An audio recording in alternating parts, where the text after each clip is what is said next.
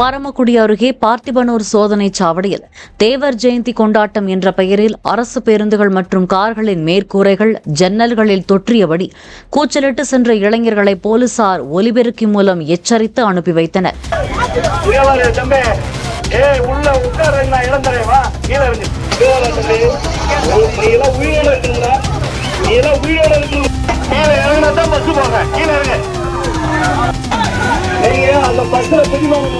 பிடிமானமில்லாத மேற்கூரைகளில் இப்படி தொற்றிச் செல்வது ஆபத்தை விளைவிக்கும் என போலீசார் எச்சரித்தும் இளைஞர்கள் அதனை காதில் வாங்கிக் கொள்ளவில்லை.